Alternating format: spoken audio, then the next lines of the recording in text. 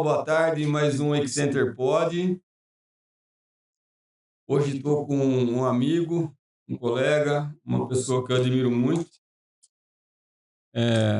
Aprendi a admirar, né? Escutando ele falar, as coisas que ele fala, e entendo que o que ele tem de conteúdo é muito precioso, muito valioso, ajuda muita gente, como me ajudou, eu imagino que ajudam outras pessoas.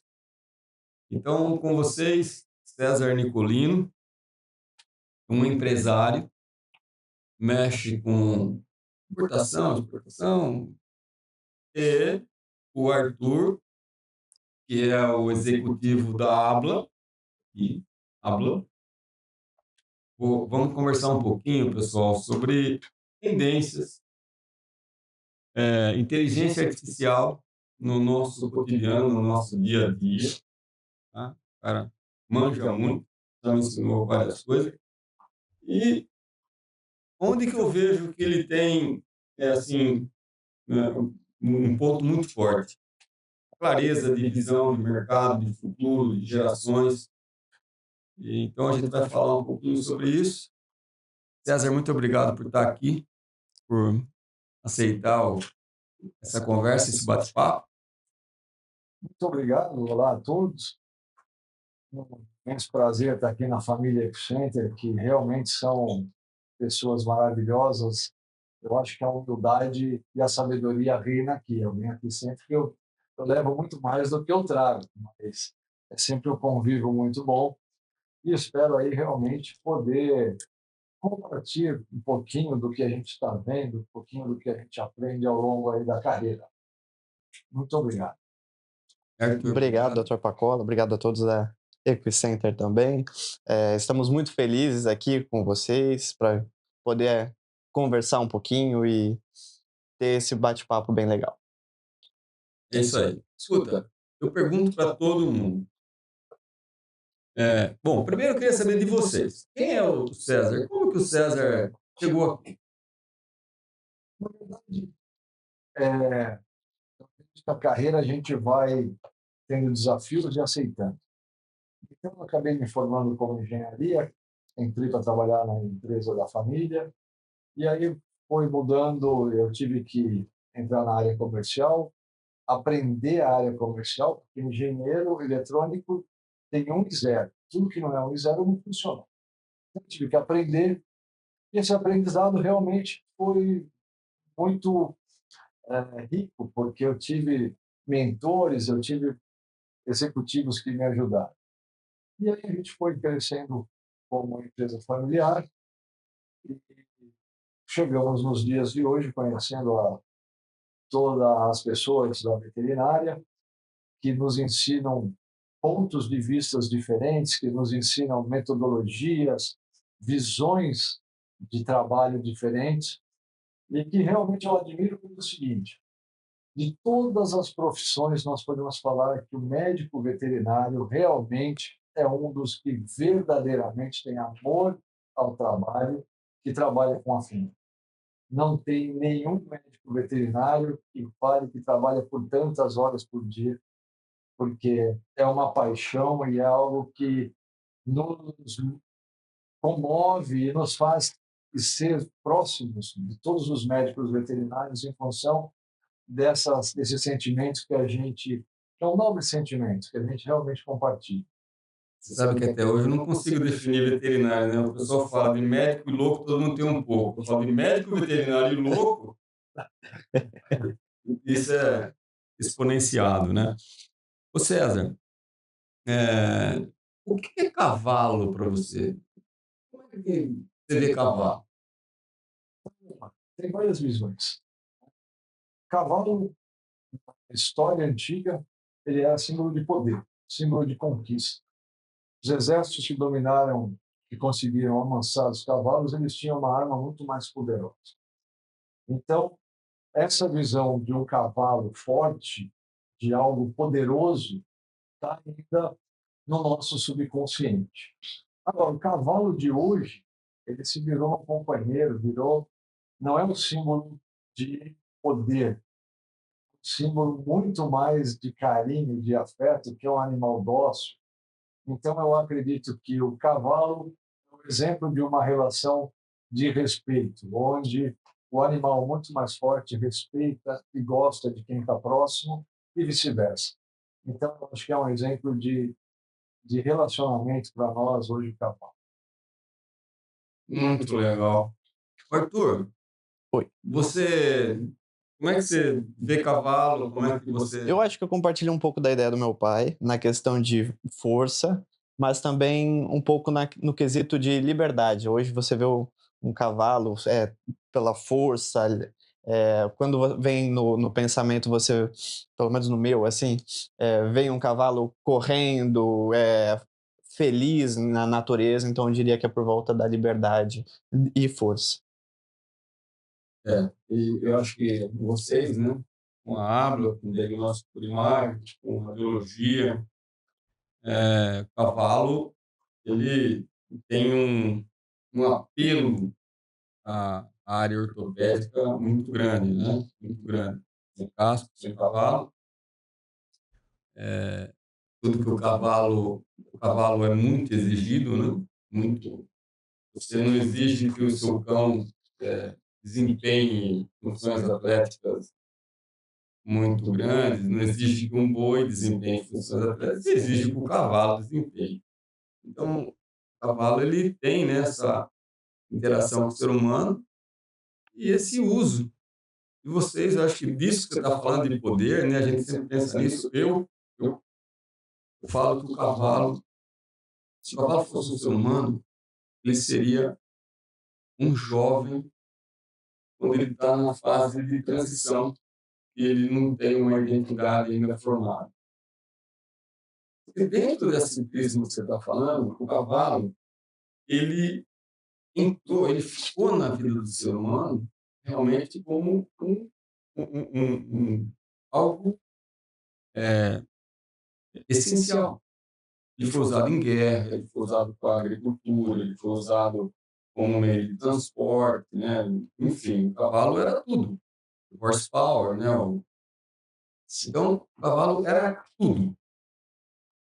Só que de 50 anos para cá, com a Revolução Industrial, com a transposição de outros equipamentos, o cavalo perdeu espaço para o trator, perdeu espaço para a arma bélica, ele foi perdendo o sentido até então que ele existia. E hoje ele passou realmente a ser um bem muito mais próximo, um aliado, um amigo do ser humano. Só que, efetivamente, isso gerou uma mudança na percepção. O que você está falando aí, eu também penso isso aí. O cavalo ele deixou de ser essencial, ele ser um entretenimento e um amigo. Então, está existindo uma transformação em todo o segmento. E aí começa até questões sanitárias. Lá atrás fizeram regras do animal, o cavalo deveria ser um animal de produção, portanto, seguir umas regras sanitárias, com exames, etc. Só que animal de companhia, pet, animal de companhia, ele foge dessa regra. Então, enquanto uma ave, por exemplo, animal de produção, ela tem que ser submetida a algumas regras sanitárias. Se tiver uma doença qualquer, como o suíno, abate o rebanho, abate no lote, abate em tudo. Do outro lado, o cachorro. Você já imaginou o seu cachorrinho doente? Você não poder cuidar do seu cachorrinho porque legislações impedem? Não, vou levar meu cachorrinho no veterinário, beleza. Chega lá, não, o cachorrinho está com uma doença aqui, mas não pode ser tratado. Você vai falar, opa, peraí. Não existe limitação. Você gastaria um montante, tem gente que gasta o que tem e o que não tem por conta de um pet. E o cavalo, eu acho que está chegando próximo disso. Vai chegar um momento que a legislação tem que sair tem que ser abrandada. E o cavalo é um bem de companhia, é um animal de companhia. Ele está doente, ele vai ser tratado. Ele está com uma doença, ele vai ser tratado. Nós vamos dar o direito ao tratamento. E não a imposição de sacrifício, alguma outra coisa. Mas eles são... Mudamos um pouquinho o foco. Mas é só para falar que realmente eu entendo que você estava num caminho que eu também via dessa forma. O cavalo é um animal muito poderoso, ajudou muito a gente. Somos gratos a ele, a civilização deveria ser muito grata a ele por tudo que ele já fez e continua fazendo. Então é isso. Bom, vamos continuar. Você é engenheiro eletrônico e você mexia com área humana no começo. Sim. Na verdade, a engenharia eletrônica foi algo que aconteceu porque a gente fazia manutenção. Então, a gente começou com manutenção e aí depois, obviamente, tem a área comercial e etc. E no momento que eu entrei mais na atividade profissional, eu acabei percebendo o seguinte: eu gostava tanto de máquinas quanto de pessoas. Só que as máquinas eram fáceis de entender, as pessoas não. E aí eu acabei tendo que estudar um pouquinho mais de comportamento. E sabendo da minha ignorância, da minha falta de conhecimento no comportamento com pessoas, que é fundamental para qualquer atividade, não só comercial, mas Relação humana. Relação humana, a gente tem que entender pessoas. Então eu comecei a estudar, né, participar de cursos, tudo ligado à parte comportamental. Então, N cursos eu fiz consecutivos, porque uma coisa vai chamando a outra, e aí quanto mais a gente se aprofunda, mais a gente precisa saber. E eu acabei, com com esses estudos, né, referentes a relacionamento, eu me sobressaí na parte de empresarial, porque eu conseguia fazer acordos e conseguia gerar relacionamentos que os outros tinham dificuldade, graças ao estudo. E, e aí isso foi unindo empresas, foram unindo pessoas, e até hoje eu acredito que o estudo básico de qualquer profissional é relacionamento interpessoal, tá? Que é o que vai mover a gente. O network e o relacionamento, como o doutor mesmo falou, a gente adquire a admiração através de conversas e contatos interpessoais. Caso contrário, fica muito frio. Admirar alguém de uma rede social é diferente de admirar alguém que a gente conhece, que a gente conversa, que a gente pode ter opiniões divergentes, mas ao mesmo tempo ter respeito das opiniões. Então, o lado de evolução, né, da necessidade da evolução do relacionamento interpessoal foi o que me motivou até chegar aqui. Marcar não faz marinheiro bom. Não, não faz marinheiro bom. Dirigir em sol apenas também não faz bom motorista.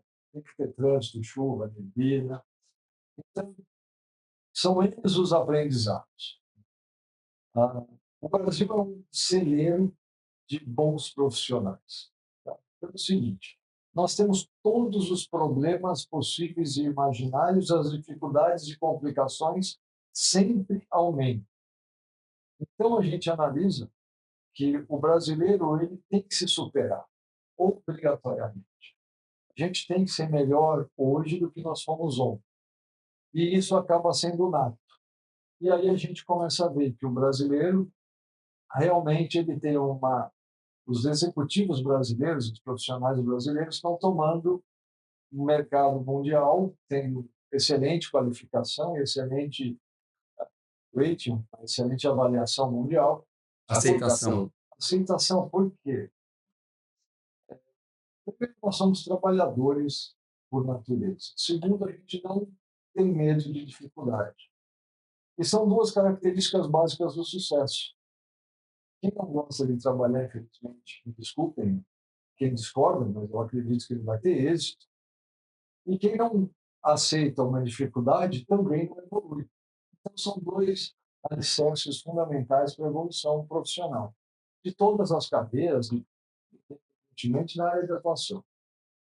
E a gente tem isso na César, como você vê a questão da inteligência artificial, que está aí a passos largos, dia a dia? Ah, o mundo teve vários ciclos. Então, a gente teve a primeira Revolução Industrial, no qual a gente teve que deixar os cavalos, deixar as carruagens e ir para os veículos. A gente teve logo em seguida a Revolução da Informação. Quem tinha mais informação sobre o mercado, ele era preponderante e ele tinha melhor chance de êxito. Hoje, a informação, a gente tem por minuto que a gente tem hoje são séculos de informações do passado, porque qualquer informação está na ponta dos dedos de qualquer um. Essa mudança que a gente está vivendo, que aí ela atrela a inteligência artificial. Então, o que é inteligência artificial? Vamos falar assim, do conceito da criação da inteligência artificial. Era algo para ajudar qualquer pessoa com uma dificuldade a encontrar um subsídio técnico ou um subsídio de resolver um problema. Esse foi o princípio da fundação. Agora, o que aconteceu? Muitos que já são natos de celulares, natos de internet, então eles têm uma comodidade de procurar mais e estudar menos. Então, os valores estão começando a serem alterados. E isso, vamos dizer, na veterinária, por exemplo, vou utilizar o exemplo do veterinário de campo para que ia no Aras, na fazenda, para olhar um cavalo. Ele estava sem celular, ele estava com toda a bagagem que ele tinha e tinha que resolver, porque não dava para sair de lá sem falar alguma coisa com os proprietários. Então, o grau de dificuldade impulsionava o aprendizado. Hoje, tem o mesmo grau de dificuldade, porém tem a facilidade. Se tiver sinal de celular, ele pode entrar no grupo de WhatsApp e falar: pessoal, tais sintomas, e o que eu faço? Me ajude. Não se sente sozinho. Por não se sentir sozinho, diminui o tamanho do desafio. Segundo, com um prompt bem elaborado para fazer uma pergunta para a inteligência artificial, ele consegue chegar muito próximo de alguns conceitos clínicos. Só o que falta para ele ter assertividade é ele conseguir fazer a análise clínica perfeita. Porque, como eu falei, o prompt tem que ser bem feito.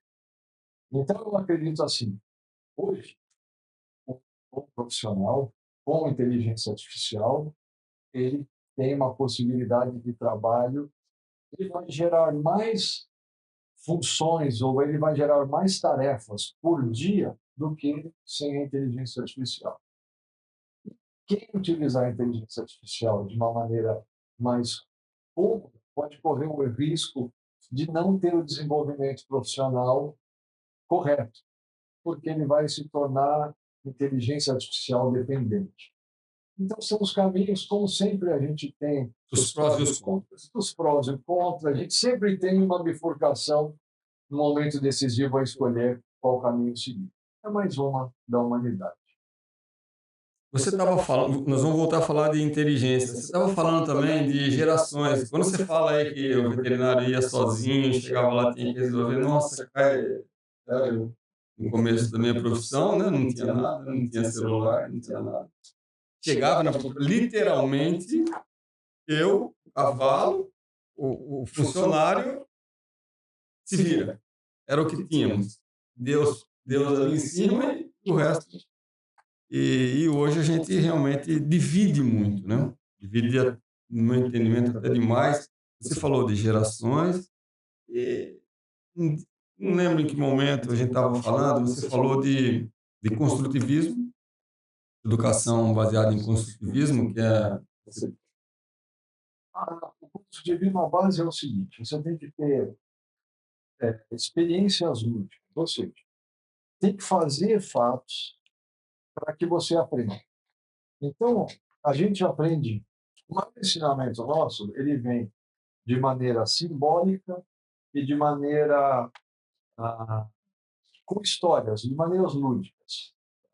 A repetitividade, ou seja, a gente lê aquela história que aconteceu em a independência do Brasil N vezes.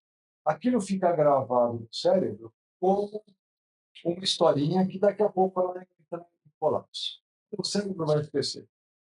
Agora, tudo que foi aprendizado com uma maneira lúdica, que a gente teve que vivenciar, que a gente teve que sentir, aquilo lá fica gravado no cérebro ad eterno.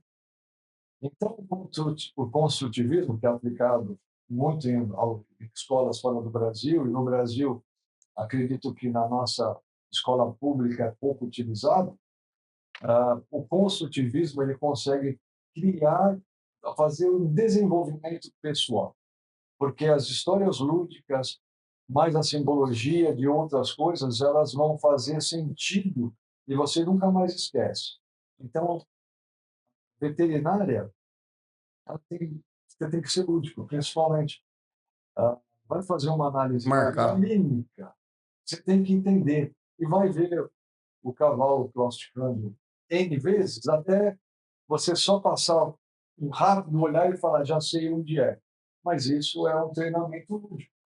Então, não adianta ler um livro, colocar, filmar e falar assim, olha, inteligência artificial mancou. Não. Infelizmente, isso não vai acontecer. Vai ajudar com algumas outras coisas.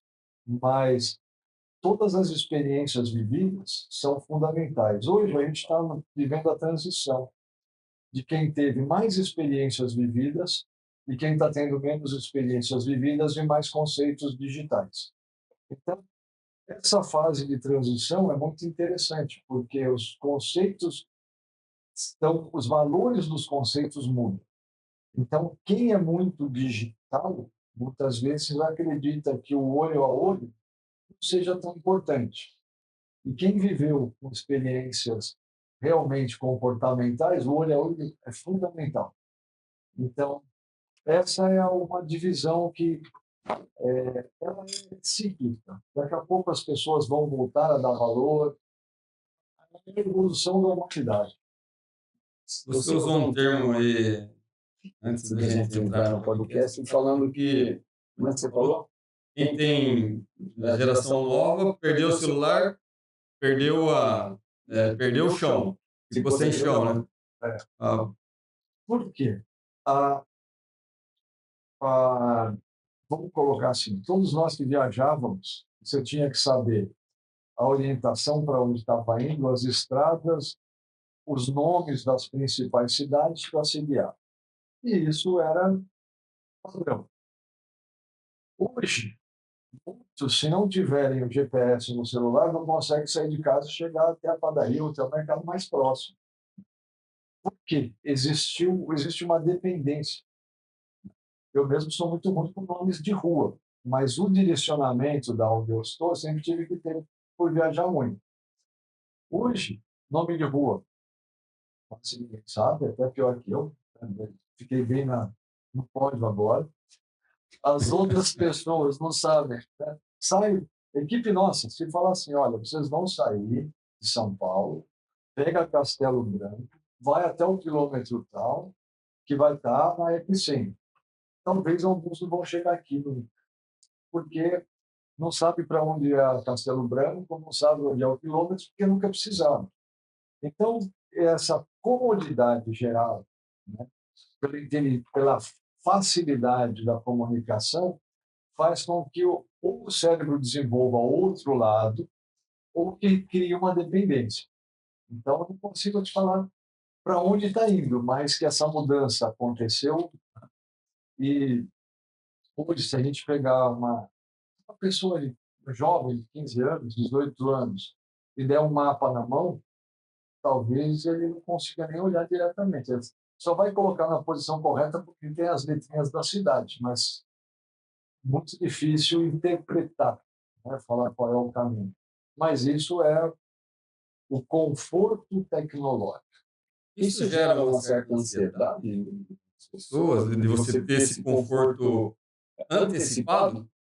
Vamos lá, numa palestra que eu estava assistindo, ele utilizou um exemplo muito figurativo. Há um tempo atrás saía-se, iria pegar um táxi.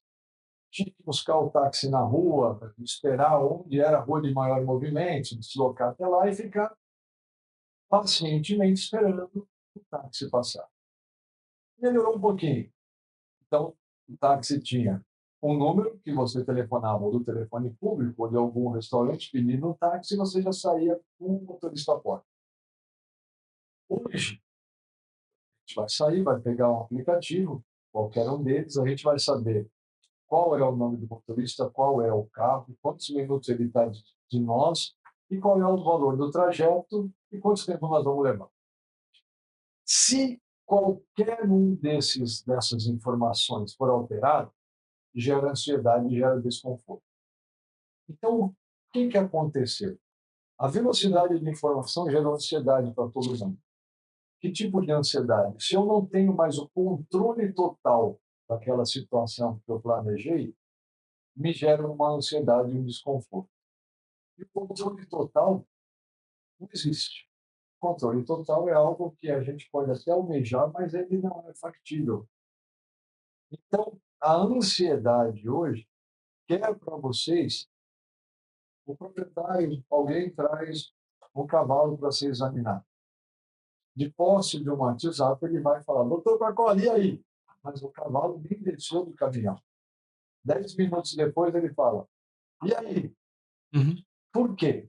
Ele espera uma resposta imediata. Vou dar um outro exemplo que acontece muito. No passado, qualquer sintoma corporal que a pessoa tivesse, ela esperava 1, 2, 3 dias para ver se melhorava. Genética humana. O desconforto hoje deve passar em 1, 2 ou 3 dias. Se não passasse, tomava, então, alguma outra precaução. Hoje, um desconforto que demora 10 minutos, saiu, já gerou uma ansiedade. Então, se automedica, corre para o médico, faz a chamada de vídeo com algum convênio. Ou seja, o tempo está sendo mais curto de resposta, sinônimo de ansiedade. É uma coisa que eu noto no perfil dos clientes, de tudo, né, além dessa ansiedade, né, é que eles já vêm pré-preparados com a inteligência artificial, com algumas informações. Então, eles já te mandam o cavalo e já vão te rastreando com informações pré-concebidas. Então, você tem que, às vezes, eles se colocam em xeque muito facilmente, né? Mas isso, mas e aquilo, mas não pode ser tal coisa, não pode ser. Então, eles já vão, como você falou, né? Você vai colocando, vai montando um esqueleto na inteligência artificial, ela vai te dando opções, ela vai te dando cenários, e a pessoa já tem aquilo pré-concebido. Então, chega realmente, hoje é difícil. E uma coisa também, só complementando, você falou olho no olho. Eu sou da velha geração, muitos da minha geração antiga também, creio que vão entender o que eu falo. Eu não consigo, às vezes, avançar com só a parte digital. Eu preciso ver o paciente. Eu me sinto melhor, mais seguro, eu quero ver, eu quero sentir. Essa percepção do indivíduo, eu não consegui ainda terceirizar para a inteligência artificial ou para qualquer laudo que seja. Eu quero estar perto, quero entender, ver, sentir, olhar, perceber as nuances. Então, A análise clínica por celular é muito difícil, né? Então, tocar, saber qual é a reação, tudo isso. Por quê? A formação da veterinária, ela tem que ser muito mais clínica. O paciente humano, ele fala, eu tenho dor aqui, intensifica a sua dor de 1 a 10, ele te dá um número. A parte da veterinária tem que ser 100% clínico. Embora vocês tenham uma vantagem que o cavalo é um dos animais mais sensitivos, né? Então ele consegue transmitir sem sinais mais ou menos o que ele está sentindo para quem está treinado para receber.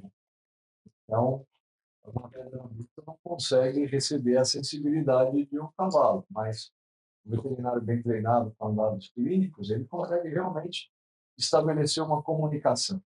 E, e essa é uma das coisas que eu acredito que é encantadora na medicina equina.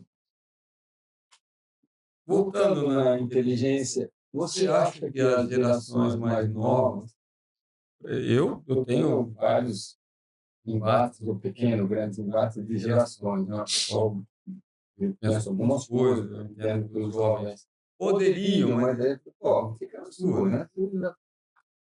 Você acha que o jovem, de uma forma geral, as gerações mais novas, elas aceitam com mais facilidade uma expectativa de padrões pré-estabelecidos? Por exemplo, a inteligência artificial, a, a, as redes sociais. Olha, cavalo assim vai acontecer isso, cavalo assado vai acontecer tal coisa. O jovem já pré-concebeu aquilo. Então, aquilo é o padrão para eles. E, inclusive, padrão de vida. Não estou falando só de clínica. Então, o jovem, ele já se balizou. Isso eu vejo como preocupante. Eu vejo como uma situação... Eu sempre queria mais.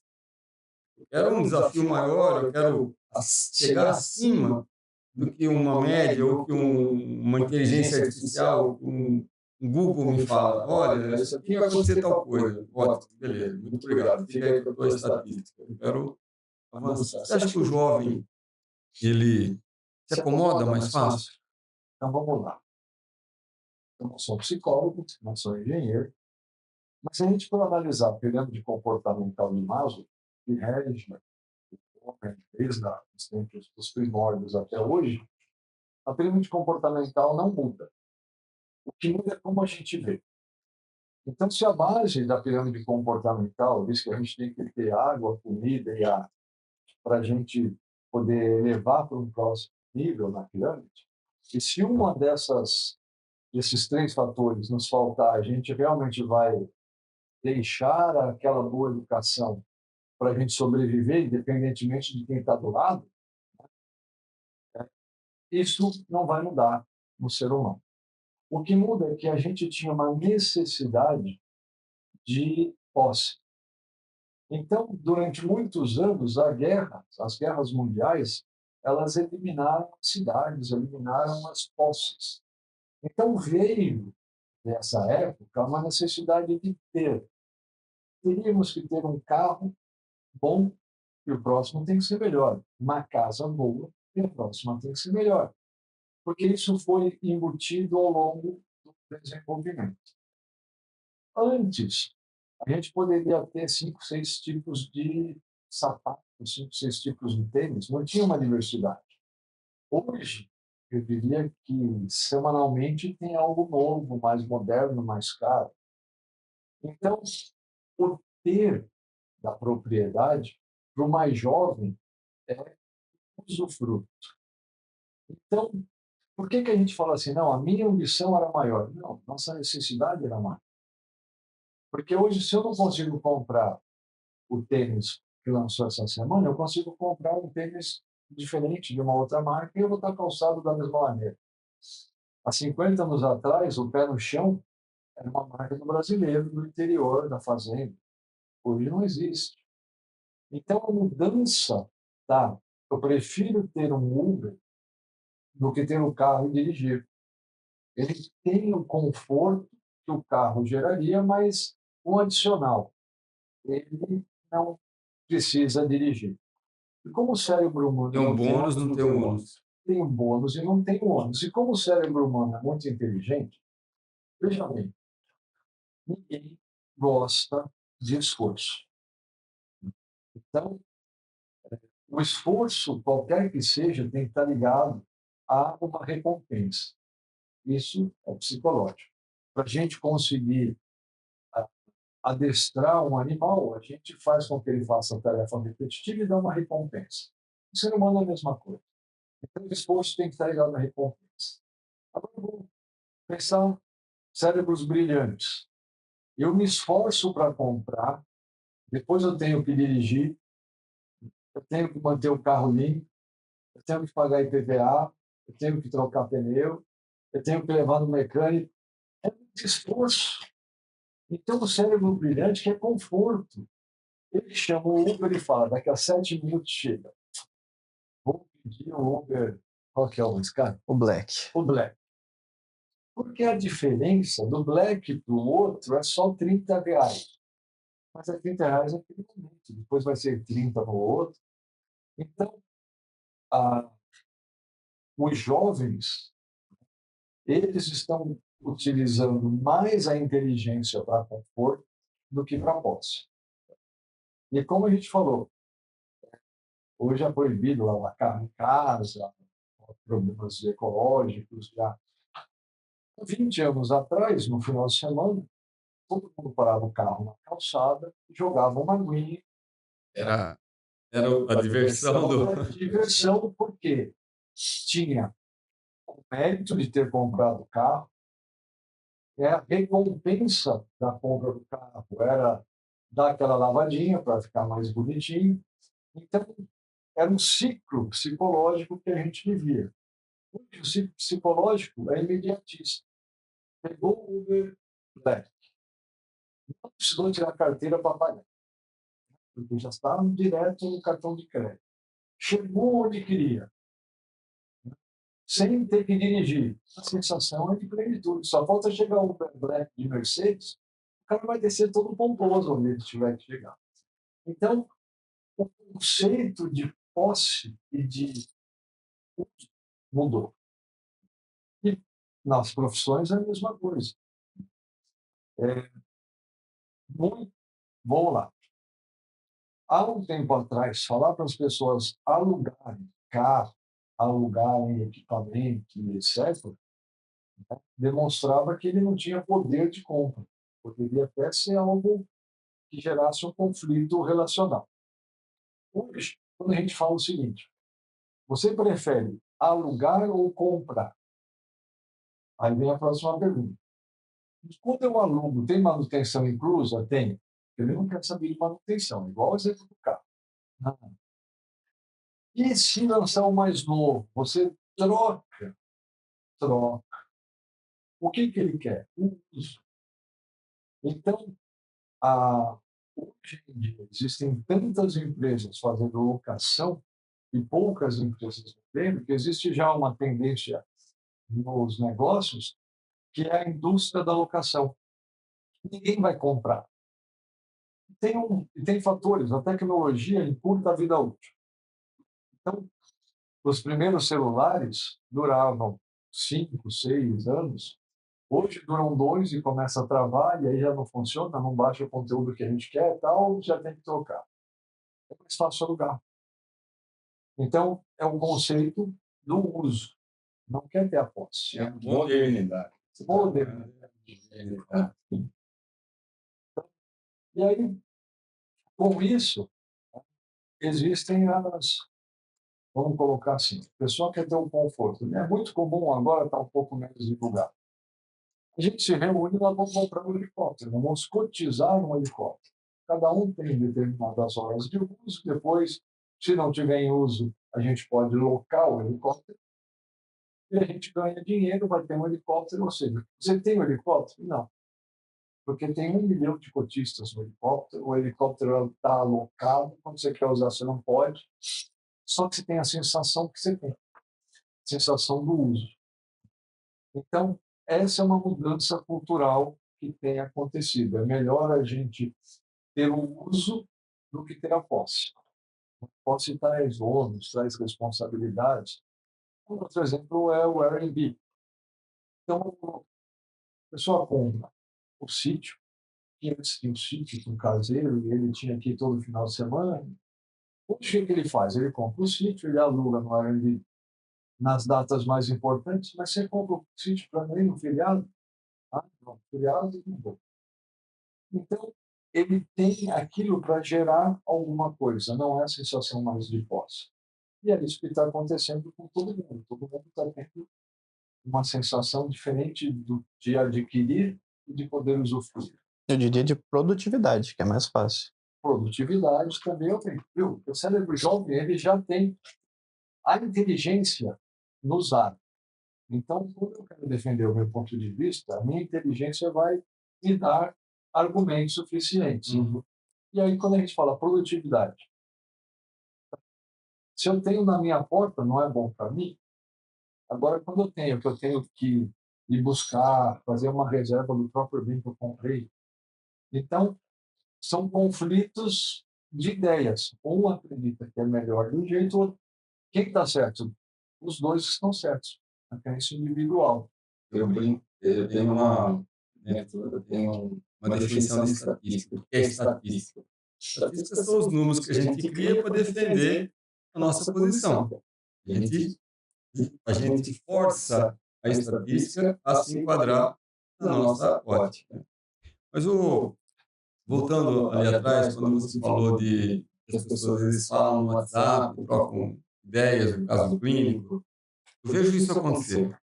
Agora, a gente vê também que a exposição, o que acontece? É, um fala uma coisa, outro fala outra.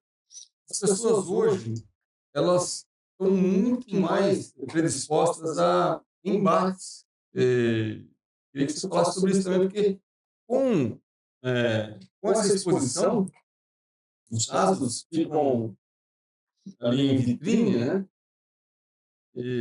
Então, as pessoas acabam dando o seu palpite, a sua versão, a sua interpretação, só que eu acho que as pessoas diminuíram a capacidade de reflexão e exteriorizaram a capacidade de debate. Qualquer coisa hoje é debate. Você fala duas coisas, está debatendo. Vamos lá. Quando a gente tem que refletir, a gente tem que pensar e sair da zona de conforto. Porque tem que puxar tudo que nós sabemos e aprender alguma coisa. Quando a gente joga num debate, principalmente, vou dar um exemplo. Tem um caso clínico que a pessoa joga em grupo. Que pede um auxílio de um profissional. Geralmente ele não pede só para um. O que eu quero dizer? Se eu tenho uma dúvida, eu não vou mandar só para o doutor Pacola. Vou mandar para o doutor Pacola, para o doutor A, para o doutor B, e, consequentemente, eu vou me amparar no que for mais comum. Agora, se tiverem 3 opiniões diversas, a culpa não é de quem está pedindo ajuda, a culpa é dos 3 que tentaram ajudar. Então, isso gera um conforto psicológico, porque no momento que eu não sei e eu peço ajuda e vem opiniões diferentes, primeiro eu não sou tão mal treinado quanto eu imaginava, porque eu recebi opiniões diferentes. Então, existem modos de ver. Meu subconsciente já fala, muito bem, você não está ruim. Estou na média. Está na média. Segundo, se um fala, faça isso, o outro faça diferente. E você, aí qual é o próximo passo do ser humano? Ele vai pegar a informação do A, passar para o B, do B passar para o C, do C passar para o A, para ver o que eles falam. Aí fala assim, mas para quê? Porque ele não sabe o que fazer. Então ele vai colocar os amigos para debaterem, para tentar ajudar. Tá? Gera mais conforto. Com a inteligência artificial, ele vai tentar não fazer. Por quê? Eu posso fazer uma pergunta que seja muito ridícula. Eu vou me expor num grupo. Então, é uma das coisas que, quando a pergunta é muito ridícula, vai para o privado, não vai para o grupo de amigos. E aí, tudo isso é a preservação que a gente tem, né? A gente pode chamar de ego. Né? Então, o ego é a sua autodefesa, você vai se defender. Então, todas essas coisas que são naturais, a gente começa a ver que, quando entra em lados totalmente opostos, a discussão nunca termina, porque os dois têm razão. Cada um crê no que acha correto. Então, em qualquer coisa, o Palmeiras e o Corinthians, nunca vai dar certo. Cada um tem a sua razão, né? Na política, na religião, cada um tem a sua razão. Então, quando a gente vê os grupos são para dividir porque a pessoa está totalmente insegura. Os realmente chegam com perguntas muito elaboradas, porque uma pergunta muito elaborada pode constranger o meu interlocutor. E aí eu coloco ele numa situação desconfortável e a mim. Então as perguntas são sempre mais rasas, o debate vai crescendo de acordo com... Se, por um acaso, for algo tão simples que todas as três opiniões forem convergentes, acabou o assunto. Mas geralmente não. Por quê? Quem mais conhece enxerga mais possibilidades. Quem pouco conhece analisa de maneira mais rasa. Então, quando eu peço uma ajuda para três profissionais de diferentes capacidades, né, de diferentes momentos profissionais, as opiniões são diversas. E aí fica mais difícil ainda. Então, a inteligência emocional vem para a pessoa não se expor. O que ela colocou lá, mesmo que seja algo absurdo, né, começa com aquela frase: ótima pergunta. Né? Então, essa é uma da mudança da nossa comunicação. A gente, no âmbito profissional, né, então, os documentos eram super importantes, né, tinha que se manter, a gente foi por e-mail, hoje está no WhatsApp, e existe uma tendência de perguntas feitas por inteligência artificial também gerarem conteúdo de defesa. Então, a gente está agora na mudança de conceitos. E é só o começo, porque eu estava lendo que fora do Brasil já utiliza a inteligência artificial há mais ou menos 10 anos como sendo co-apoiador em hospitais e em tomadas de decisões empresariais. Esse é até um assunto interessante.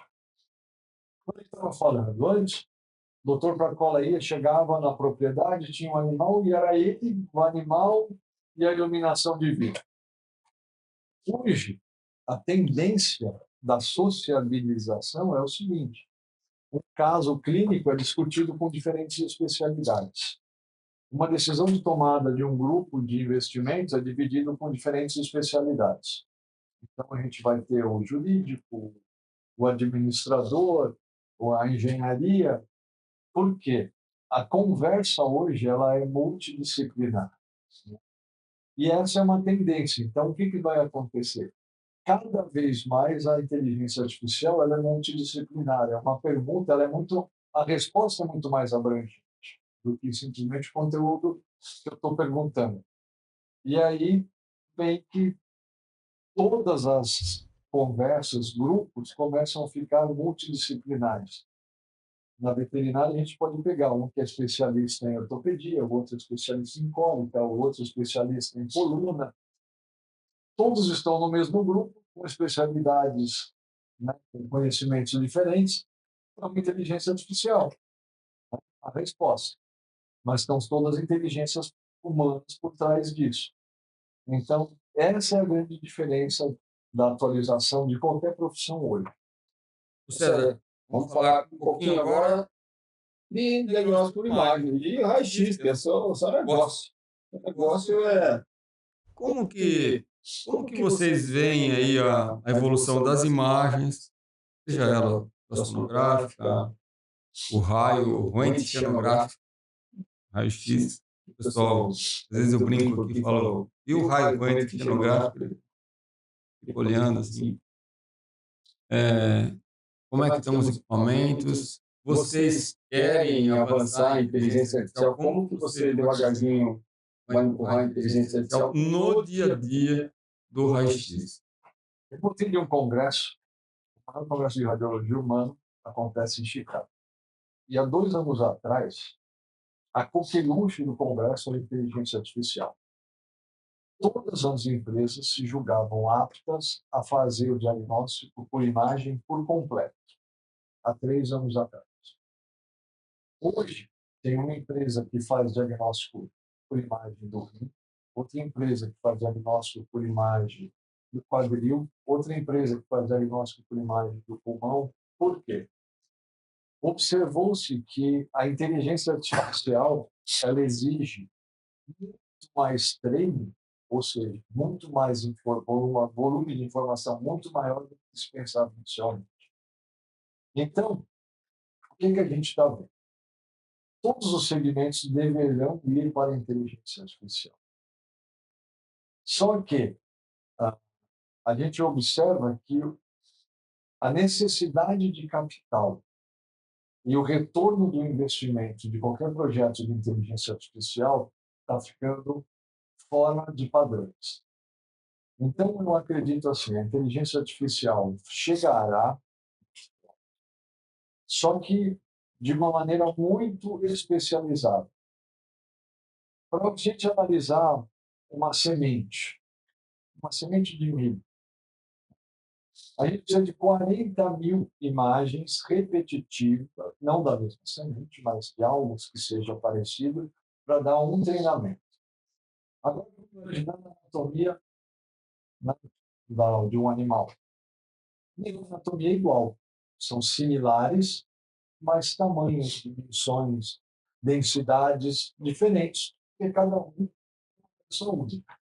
Então, a inteligência artificial vai demorar muito para conseguir ser 100% assertiva.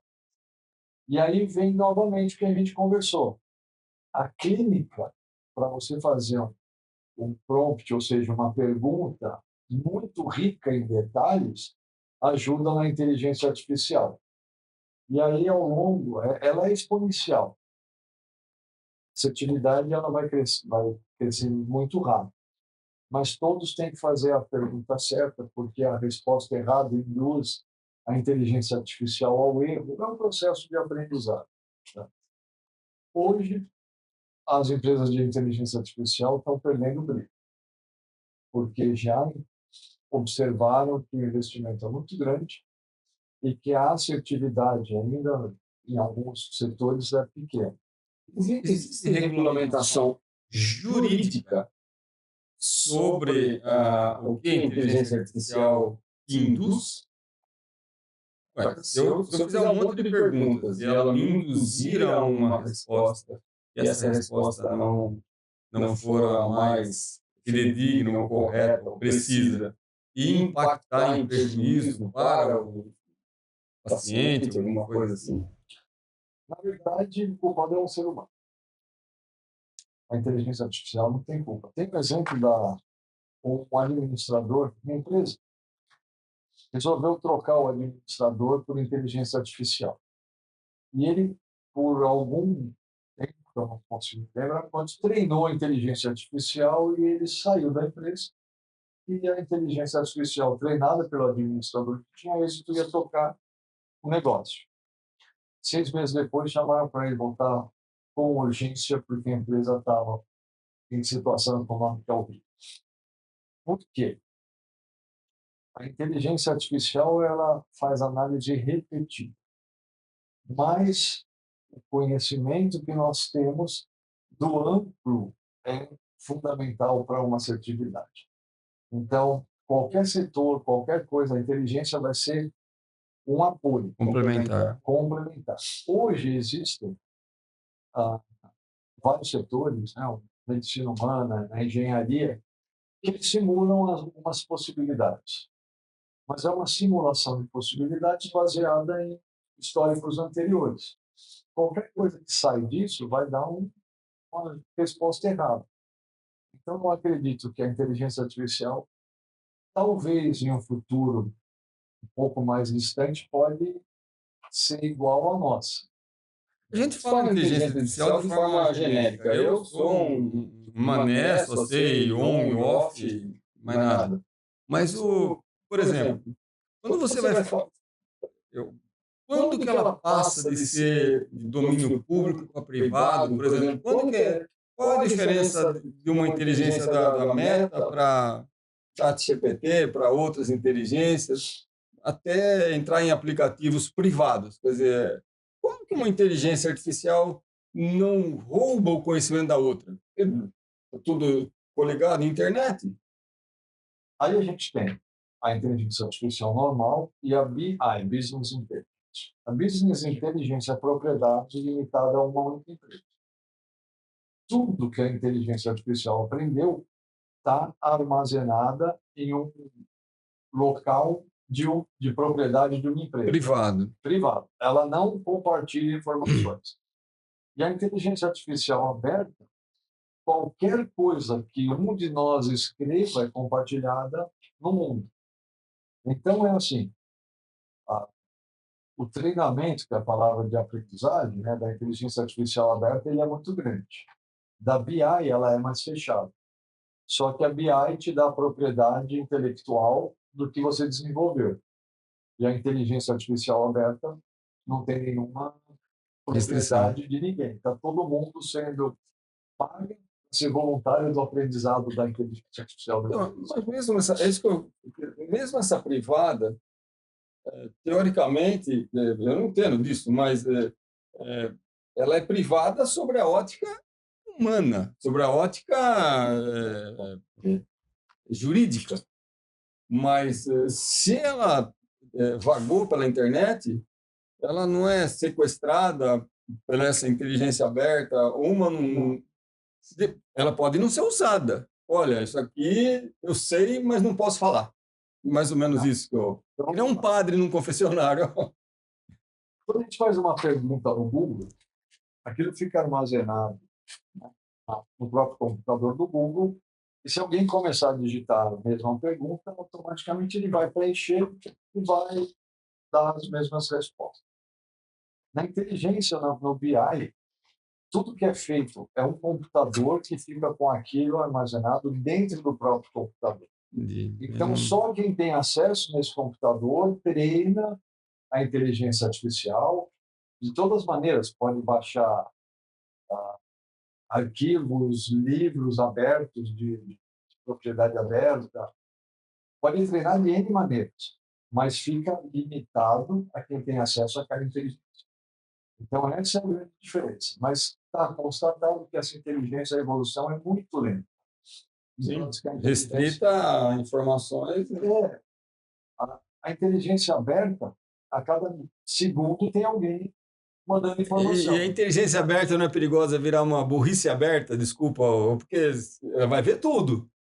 10 pessoas falando errado, ele não pode entender que está certo? Pode. Até tem um dilema hoje de inteligência artificial. Mas é que tem por exemplo, no ChatGPT tem aqueles like e o dislike. Se a resposta estiver errada e você colocar o dislike, você está ensinando o que está errado. Sim, mas pode ter muita resposta errada até ele aprender. Não, mas você consegue mostrar que está errado. Sim. É isso que eu quero dizer. Mas dá para você treinar. Que a palavra, o jargão, realmente é treinar a inteligência artificial. Agora, o negócio é, quando as perguntas são... Vou dar um exemplo. O Arthur se formou em economia. E nós temos uma tarefa repetitiva dentro da nossa área técnica, que é simplesmente recebimento, o relatório de defeitos, é algo repetitivo. Ele, com inteligência artificial, criou um programa que administra toda a nossa inteligência artificial. Mas ele não é programador, ele não estudou programação. Foi utilizando a própria inteligência artificial para gerar o programa de inteligência artificial. De uso específico.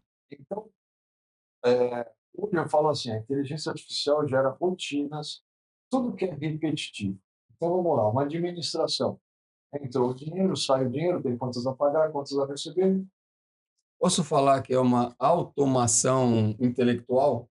Uma automação que ela não faz só o básico, ela pode te perguntar, olha, isso é importante ou esse? E aí, quando você responder, ela aprende, e na próxima vez ela já toma uma decisão baseada na sua resposta. Agora, você falou da abordagem, né, de como a gente aborda ela. Eu, particularmente, como falei, eu não entendo nada, uso um pouquinho, eu tenho medo. Eu tenho medo. Porque eu vejo, eu falo, caramba, essa inteligência artificial me conhece melhor que eu já. E o jeito que ela se interage comigo, eu me assusto um pouco, um pouquinho que eu uso, né? Eu fico assustado, receoso, falo, caramba, como é que essa pessoa... Mas eu percebo que a interação é muito de como eu falo, o que eu falo. Ele vai puxar muito mediante o que a gente quer. E ele percebe o teu nível. Ele percebe o teu nível. Claro, assim, claramente ele detecta o teu nível. Você faz uma pergunta boba, ele responde algo bobo. Você sobe o nível, ele sobe o nível. Você sobe mais, ele sobe mais. É como se jogar xadrez em níveis. Então, você vai alimentando ele, né? E o pouquinho que eu falei na inteligência artificial, eu já fiz perguntas, eu falei, mas você não está equivocado aqui? E ele, desculpa, tal, isso, aquilo, eu quero falar aquilo. Eu falo, caramba, eu estou conversando com um ser humano do outro lado, então fiquei besta e assustado. Eu, realmente não entra na minha cabeça de... O que a gente vê? Existem diferentes níveis, né, de inteligência artificial. Então, quando a gente fala assim, um programa que executa internamente é o nível mais básico, Agora, quando a gente fala de supply chain, ou seja, uma cadeia produtiva que eu preciso acompanhar o que está sendo produzido na Coreia, que vai chegar na minha fábrica dos Estados Unidos, eu tenho que mandar esse pedido para o Brasil. Hoje, a inteligência artificial ela consegue coordenar a logística, o tempo de chegada. Então, vamos dizer assim, há tempo atrás tinha as fábricas automotivas, você tinha que entregar realmente naquele horário para que seguisse a cadeia. Hoje, a inteligência artificial mais avançada, ela acompanha tudo isso. Então, a Amazon, utilizando a inteligência artificial, as respostas, todas as mensagens, é tudo gerado por inteligência artificial. Os robôs dos armazéns são coordenados por inteligência artificial. Então, toda uma cadeia que é repetitiva e de organização, a inteligência artificial vai entrar com muita força. O que é difícil? Então, vamos lá. Eu posso perguntar à inteligência artificial, pegar o livro e fazer uma pergunta maravilhosa para a inteligência artificial, como operar uma porta. Não me capacita. Isso é colocar a mão na massa. Então, a inteligência artificial consegue até explicar qual é a tecido, a melhor agulha para a sutura, mais para fazer com que habilidade. Então, o processo repetitivo e o processo lógico se aplica. O processo que é interativo não se aplica. Então, a vantagem da veterinária é o seguinte: a inteligência artificial vai poder ajudar, mas nunca substituir. Então, ainda tem carreira para muito tempo. Para outros, pode substituir. Então, projetos. A inteligência artificial faz projetos de 3D. Podemos ficar tranquilos, então, que principalmente com o cavalo, que eu entendo que é uma das medicinas mais difíceis, a inteligência não vai substituir totalmente a gente por hora. Ela vai aconselhar, né? Basicamente, ela vai falar, ó, eu te aconselho isso, isso, isso. E aí você, com base no seu conhecimento, você vai falar, não, eu acho que esse realmente é o mais certo. É o que ele estava falando de conversar com as pessoas, ela vai aconselhar. Agora, fazer aplicativos, eu acho que isso vai acontecer, mas, por exemplo, vamos fazer um raio-x, você tem a inteligência no aparelho, para ele falar, afasta mais, você está perto, você está errado. Ou depois de um primeiro aplicação, olha, você usou uma técnica errada, muda a técnica, para essa imagem ficar melhor, sei lá, interagir com... Esse é um processo repetitivo. Então, vamos pensar que a gente vai fazer o raio-x do boleto. Independentemente do tipo de boleto, do tipo de raio-x, é um processo razoavelmente repetitivo, porque a gente espera aquela qualidade de imagem, aquele ângulo do emissor com a placa. Então, esse é um processo repetitivo que a inteligência artificial pode falar, olha, o quilovolt utilizado não foi apropriado porque a imagem não gerou a definição ou o nível. Isso ela te ajuda, mas vai continuar dependendo da mão de quem segura o emissor, de segurar o cavalo, de saber a anatomia do boleto para fazer a incidência. Então, são coisas que elas vão ajudar, mas talvez, no futuro, a gente consiga um aparelho que ele calibre tudo sozinho. É só a placa comunicar com o emissor, e aí ela fala, olha, eu preciso, a dose que eu preciso chegou. Essa estrutura aqui para passar. Você já está vendo aqui. Então, esse eu acredito que é uma evolução. Tá? Pode chegar nisso, deve chegar nisso, na verdade. Então, eu acho que isso daí agora é um ponto. Por quê? O raio-x do filme para digitalização, para digital, hoje, com 15 quilos, nós temos a mesma potência de um emissor de raio-x do que pesava 150 quilos no passado e que era algo extremamente um trambolho para levar. Então, essa tecnologia, né, está avançando. A gente fala assim, mas a imagem radiográfica é mais ou menos a mesma. Sim. Só que hoje o que a gente consegue ver, a gente não conseguia ver antes. Então, essa é uma tendência que quando o emissor se comunicar com a placa, um pouquinho mais de comunicação do que tem hoje, começa a ser tudo automático. Não está longe disso. Aí depois consegue se agregar a inteligência artificial, falando, olha, o ângulo de posicionamento não ficou muito bom, porque a gente esperava ver, né, uma área, né, da articulação e a gente não vê. Então, por favor, refaça. Então, isso é uma tendência natural. Segunda tendência natural, diminuir todo o tamanho de todos os aparelhos.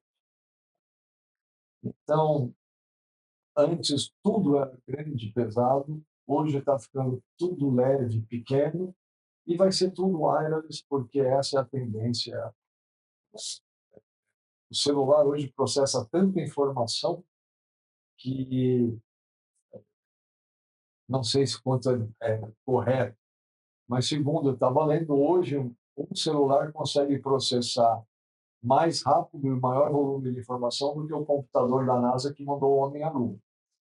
Então, a gente já está na palma da mão, como que dá. É só a gente saber aplicar, dá para ir para a Lua. Essa é a mudança tecnológica que a gente está vivendo. Aí, vamos falar assim, César, e o ultrassom? O ultrassom ele é um pouco mais complexo, porque a gente tem ângulo de inclinação da mão, pressão da mão sobre o tecido. Então, isso também, ao longo do período de ensinamento de inteligência artificial, vai guiar, dizendo, olha, vamos lá, primeiro erro, falta gel. Coloca gel aí para ter melhor contato. Então, olha, agora eu faço um pouco mais de pressão ou mude o ângulo. Já existem alguns ultrassons que pedem para você mudar o ângulo, principalmente para fazer agulhamento. Você mudar o ângulo do transdutor para que a imagem do agulhamento seja melhor. Então, eu acho que também é uma tendência muito próxima de ir ajudando, né? Como eu falo, ajuda, não vai fazer sozinho. Muito legal, muito legal. Eu também ainda sobre essa automação aí de, né, do disparo e tudo, mas eu vejo que tem uma coisa aí, eu não sei se na minha época, né, batia o raio-x, corria colocar na impressora, No filme, né? e o filme lá, e hoje eu vejo que com a leitura que vocês têm e tudo, você, às vezes você quer queimar mais ou queimar menos. Às vezes você aproveita muito mais do olho do raio-x, a estrutura mole, você fala assim, pô, não é para ver estrutura mole, mas dá para ter um. Então, eu acho que quando você falou de imagem, até tecnicamente falando, eu não sabia que mudou muito, mudou pouco. mas eu vejo que os recursos que a gente tem não compara com o que a gente via antigamente e a leitura que a gente faz hoje, né? Como tudo, né? Então, hoje, por exemplo, nós temos diferentes níveis de equipamentos. Então, até um professor, num evento que nós estávamos, estava falando que recebeu imagens, hoje é muito fácil, faz uma imagem, manda por celular para todo mundo, e o cavalo tinha uma pequena fratura que ninguém conseguia ver, e alguns colegas no passado, até que ele foi e ele conseguiu, com o equipamento que ele tinha, realmente diagnosticar que era uma pequena fratura e que tinha um fragmento ósseo vizinho que por isso estava ocasionando o problema. Então, como tudo, a gente vai começar a ter o bom, o médio, o ruim. Quem é muito bom sabe o que é bom. Quem não sabe se engana com o ruim. Então, a medicina, toda a imagem, ela vai chegar num patamar de excelência que a gente vai facilitar muito, ou seja, a gente vai conseguir observar coisas que não via antes. Um ótimo exemplo. Se fazia um raio-x ortopédico, o único foco era ortopedia. Por quê? O restante a gente não conseguia ver. Hoje, na imagem de ortopedia, a gente tem a pele do animal, o pelo do animal, as partes moles, a gente consegue ver tendão, musculatura e a parte de ortopedia. Porque a imagem analógica, ela tem 96 mil, ela tem 9.400 tons de cinza. A imagem digital, ela tem 96 mil tons de cinza. Então, a gente consegue ver algo que antes era impossível, em função do próprio método de imagem. E isso está melhorando em todos os setores, né? Uma das coisas que eu acredito que vai chegar muito forte vão ser os tomógrafos acessíveis. Não os tomógrafos hoje, os tomógrafos serão acessíveis. Por quê? A nova tecnologia reduz em 50% a 60% o custo de fabricação. E aí vai se tornar como há um tempo atrás quase ninguém tinha raio-x, né? Daqui a pouquinho todo mundo vai ter o seu raio-x e seu tomógrafo, porque vai facilitar. Então, essa é a vantagem da tecnologia. Ela barateia e torna mais ampla a utilização. Ô César, uma pergunta que eu queria fazer assim, um pouco. Eu queria perguntar sobre os raios primários, secundários, que causam malefícios. Todo aparelho digital, não digital, a quantidade de raios maléficos é a mesma, a intensidade é a mesma, ou como a gente hoje consegue diminuir café, diminuir a exposição, teoricamente você está se expondo menos, né? Mas o raio em si, ele tem os mesmos malefícios O de raio, sempre. o raio nocivo no ser humano, então vamos lá. O raio-x é energia. Quando a energia passa pelo corpo humano, ela é pouco absorvida, então ela é menos nociva. O raio de pouca energia, que ela bate no ser humano e ela sofre uma defração, e ela fica no corpo humano, essa é o raio-x que é nocivo à saúde. Então, cada vez mais a gente tem uma melhor qualidade de raio-x gerado pelos emissores. Por quê? A alta frequência, a gente joga uma energia tão grande durante toda a exposição que esse raio é útil.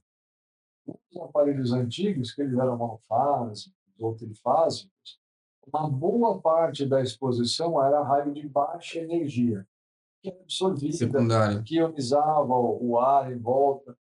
Então, esse também é um método que tá diminuindo, né? E existe uma convenção mundial, né, que é para você usar a menor dose possível para realizar um exame de boa qualidade. Essa convenção chama ALA. Então, todos os aparelhos hoje são feitos com isso.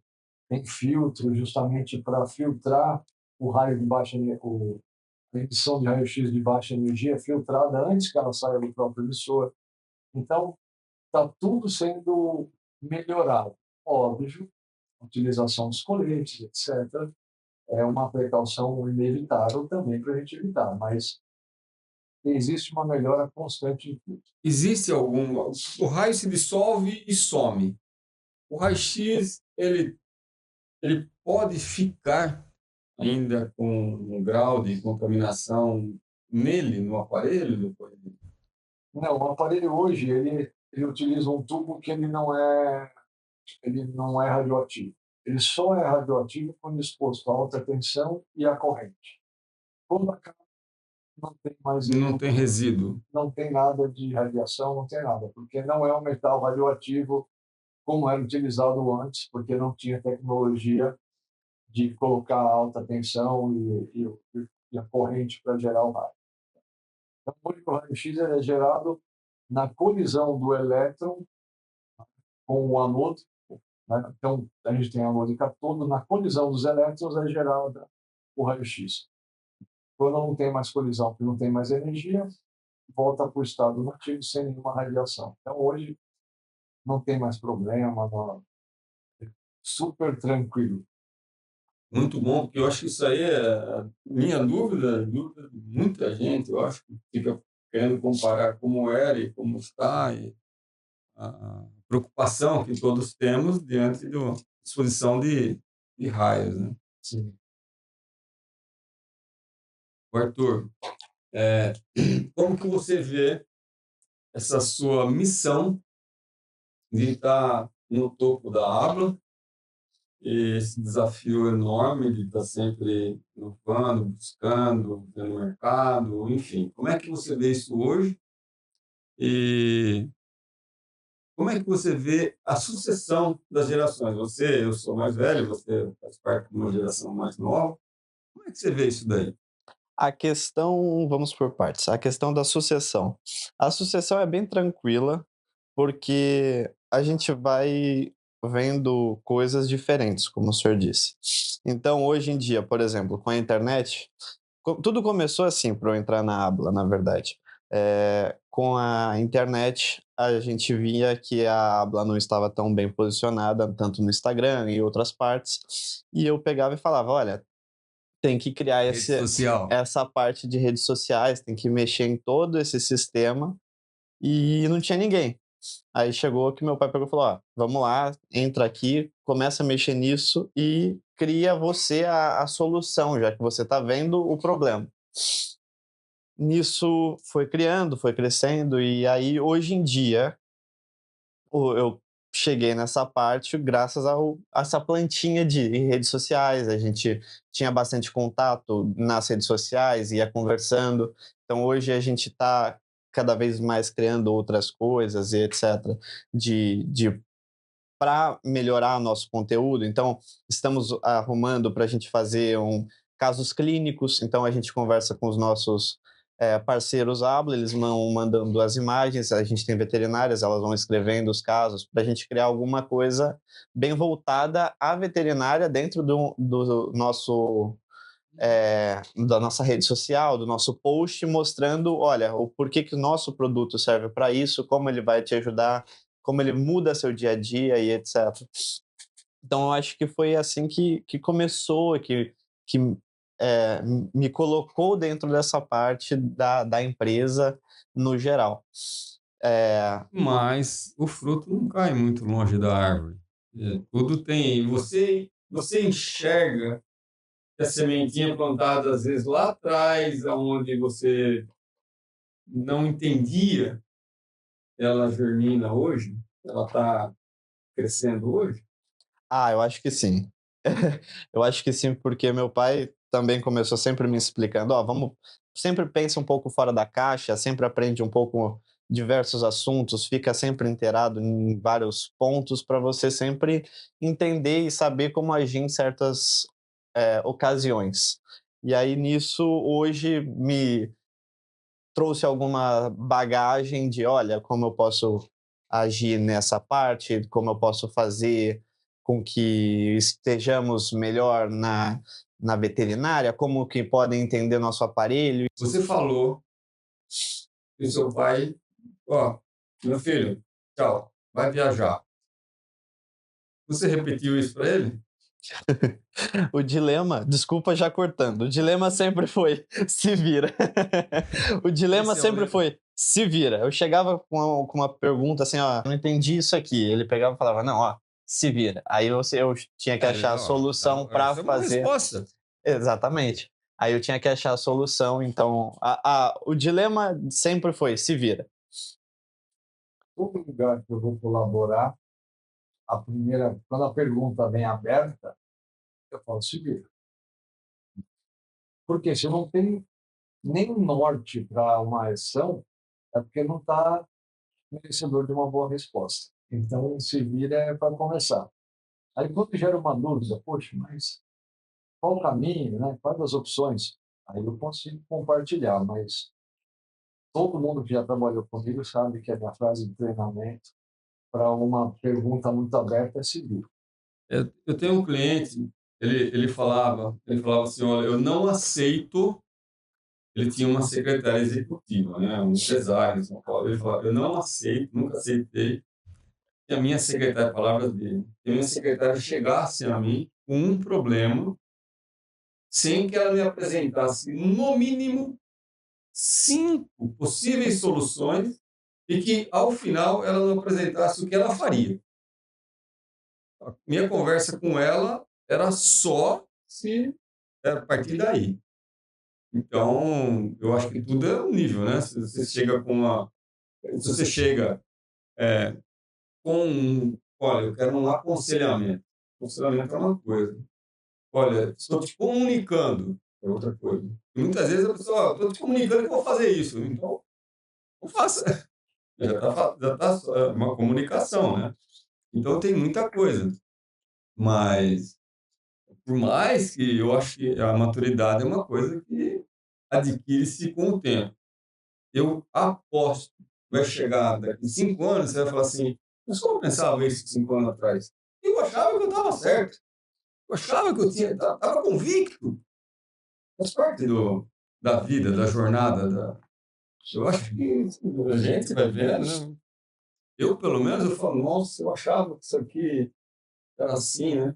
Eu tenho uma frase também é, de um mestre meu na veterinária, e que ele falava,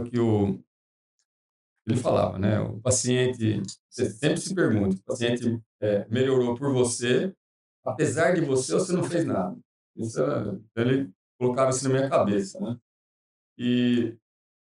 Mas ele sempre fazia, eu refleti muito sobre efetivamente eu era naquela conjuntura, naquele cenário todo, qual que realmente o que eu estava fazendo, né?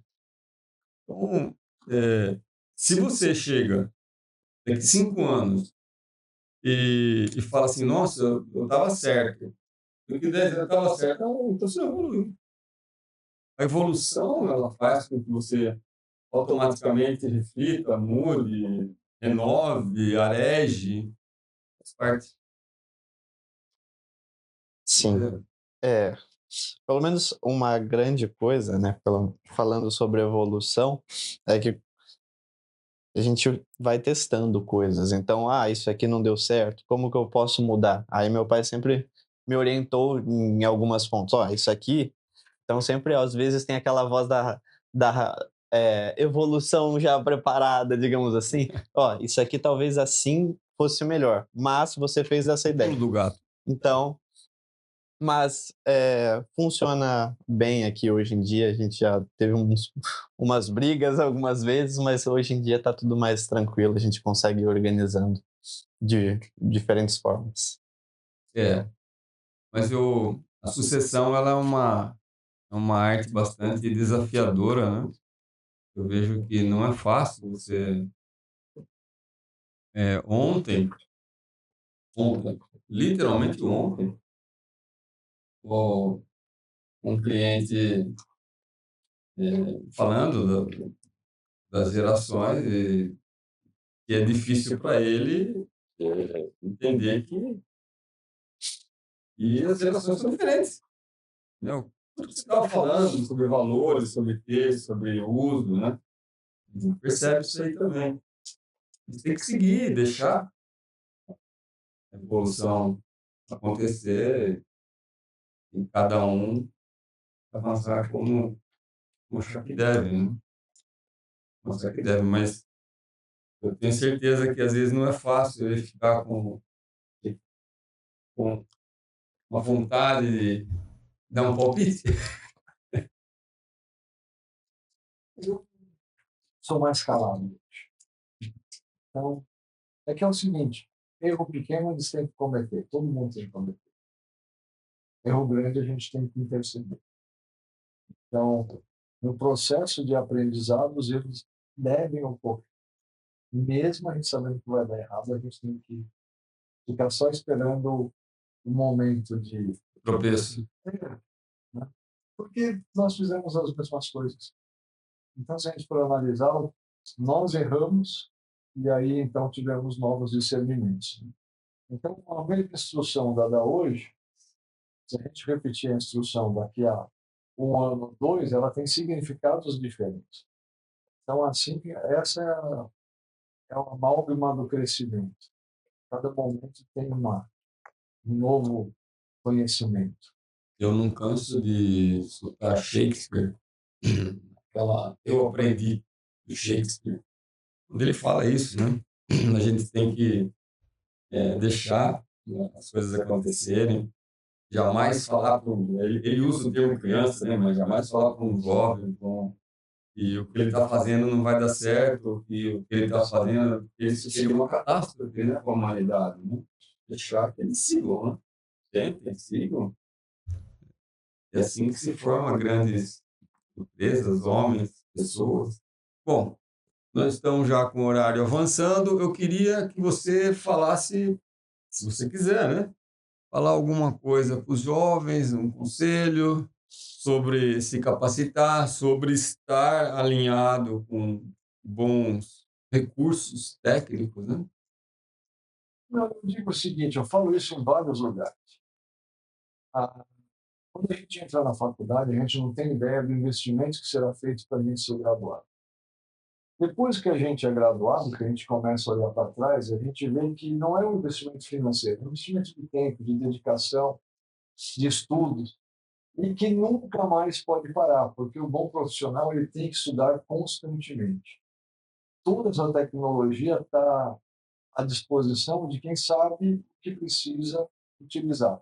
Quem não sabe vai encontrar coisas equivocadas. E assim,